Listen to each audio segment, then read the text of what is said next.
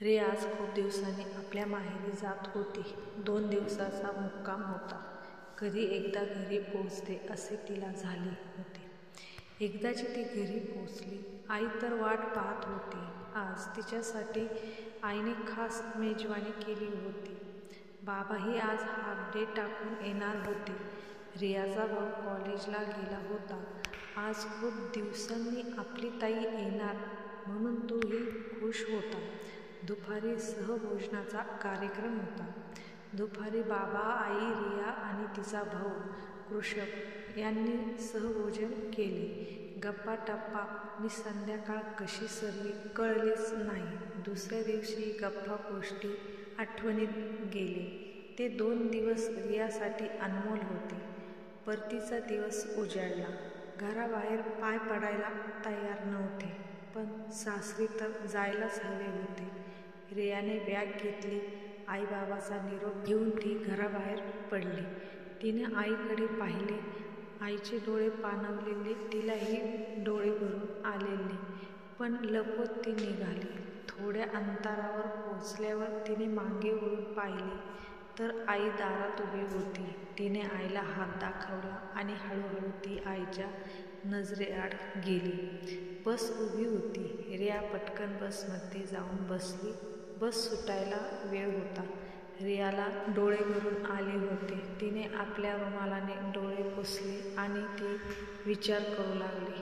काय नशीब असतं ना मुलीचं. जन्म झाल्यावर माझं घर म्हणणारी मुलगी लग्न झाल्यावर तेच घर तिच्यासाठी माहेर होऊन जातं आणि कोण्या दुसऱ्याचं घर आपलं मानावं लागतं.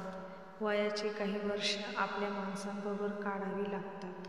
जे नाव जन्मानंतर ओळख देते त्या नावाला पुसून नव्या नावाची ओळख मिळते. नवीन घर, नवीन जबाबदाऱ्या, नवीन आयुष्य, सगळं काही सांभाळून व्हावं लागतं. हक्क गाजवणाऱ्या त्याच घराकडे येण्याची काही दिवसांची उमा असते. सगळ्या आठवणी मनात कुठेतरी बिनधास्त कराव्या लागतात. न कळत कधी अश्रूद्वारे त्या प्रगट होतात. आईच्या हाताची जेवणाची चव विसरावी लागते. नाही मिळत तिच्याबरोबर दररोज खूप साऱ्या गप्पा मारण्यासाठी वेळ. खूप आठवण करून देते तो सहवास. कधी कधी वाटते परत लहान व्हावे, तिच्या मांडीवर अंगाई घेत ऐकून झोपावे, तिच्या कुशीत झोपून लाड करून घ्यावे, तिच्या हातात चिवकावून बोलवणारा घास खावा, बाबाकडे चॉकलेटसाठी रडावं, बाबांबरोबर मस्त फिरून यावं. हेच अनमोल क्षण असतात. एका मुलीच्या नशिबात. एकदाची पायरी ओलांडली की मग तेच आईबाबा आपल्यासोबत नसतात. बस कधीच सुटली होती, पण रिया आपल्या विचारात एवढी मग्न होती की कंडक्टर जोरात ओरडला तसे रियाने पैसे देऊन तिकीट घेतले आणि ती आपल्या विचारात बुडून गेली. अचानक तिचा फोन वाजला. फोन होता वरूणचा. वरूण म्हणजे रियाचा नवरा.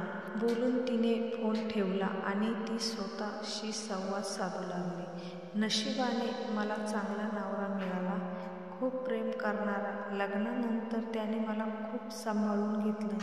आईबाबांची कमी भासू नये म्हणून तो नेहमी सोबत असायचा. म्हणून तर आईबाबांना वरूणचा अभिमान आहे.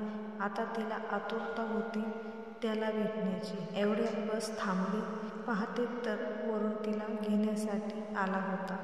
त्याला पाहताच तिच्या रडवलेल्या चेहऱ्यावर हास्य उमटले.